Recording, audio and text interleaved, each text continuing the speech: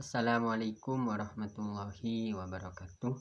Hamdan wa syukran lillah, salatan wa salaman ala rasulillah wa ala alihi wa sahbihi wa mawalah.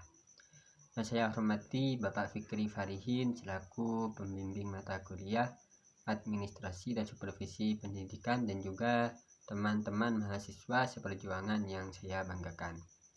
Alhamdulillah, pada kesempatan ini saya akan sedikit menjelaskan mengenai materi pengawasan yang ada pada mata kuliah Administrasi dan Supervisi Pendidikan.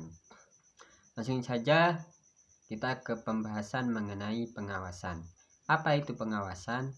Pengawasan adalah suatu kegiatan untuk menjamin atau menjaga agar program dapat diwujudkan dengan efektif.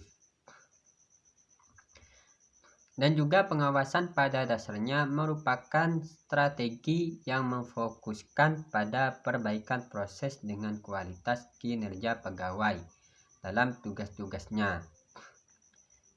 Yang mana jika terdapat suatu instansi apabila ingin maju dan sukses, maka seorang pemimpin dalam menjalankan setiap tugasnya harus berusaha agar langkah-langkah yang diambil dapat dijalankan dengan optimal atau dengan baik dan sesuai dengan yang kita harapkan. Di sini terdapat ada pendapat dari beberapa tokoh. Salah satunya yaitu menurut Amsyah, yang mana beliau mengemukakan bahwa pengawasan adalah kegiatan manajemen yang berkaitan dengan pemeriksaan untuk menentukan apakah pelaksanaannya sudah direncanakan sesuai dengan perencanaan, atau mengawasi bahwa sudah sampai sejauh mana kemajuan yang dicapai dengan perencanaan dan perencanaan yang belum mencapai kemajuan, dan juga serta melakukan koreksi bagi pelaksanaan yang belum terselesaikan sesuai dengan rencana. Dan juga pegawai perlu diberikan pengawasan agar mereka menjalankan tugas yang diberikan dengan sebaik-baik mungkin, agar tidak ada kesalahan atau keteledoran di dalamnya. Selanjutnya mengenai istilah yang terkait dengan pengawasan. Di sini mengenai istilah yang terkait dengan pengawasan terdapat monitoring dan evaluasi, yang mana hal ini merupakan aktivitas pengawasan yang pada keduanya dimiliki tujuan yang sama, yaitu untuk memastikan keberhasilan program.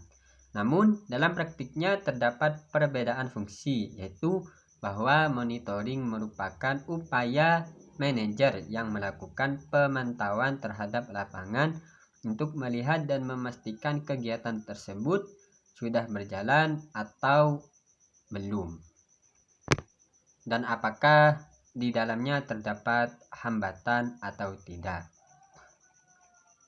Sedangkan evaluasi ini penekanannya ada pada aspek hasil yang dicapai setelah program tersebut dilakukan atau sudah dilaksanakan.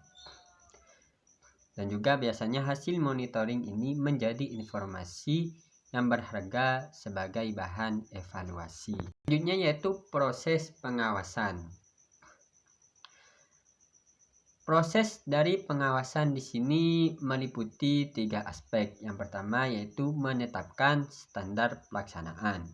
Yang kedua, pengukuran pelaksanaan, dan yang terakhir menentukan kesenjangan deviasi antara pelaksanaan dengan standar rencana.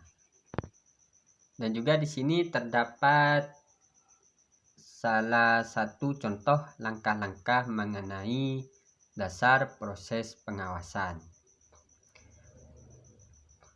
Untuk langkah-langkahnya di sini yang pertama menetapkan standar dan metode mengukur prestasi kerja, dan juga pengukuran prestasi kerja yang mana kegiatan yang dijalankan untuk mencapai secara sasaran terus diukur keberhasilannya secara berulang. Dan juga selanjutnya menetapkan apakah prestasi kerja sesuai dengan standar. Dan yang terakhir ada contoh dengan cara mengambil tindakan korektif. Itulah salah satu contoh langkah-langkah mengenai dasar proses pengawasan. Dan yang selanjutnya di sini ada tujuan dan fungsi pengawasan. Jadi, apa tujuan dari pengawasan tersebut? Pengawasan secara umum bertujuan untuk mengendalikan kegiatan agar sesuai dengan rencana yang telah ditetapkan, sehingga hasil pelaksanaan pekerjaannya diperoleh secara efisien dan efektif sesuai dengan apa yang kita inginkan atau yang sudah ditentukan oleh ketua. Mungkin hanya itu yang bisa saya sampaikan, kurang lebihnya mohon maaf. Wassalamualaikum warahmatullahi wabarakatuh.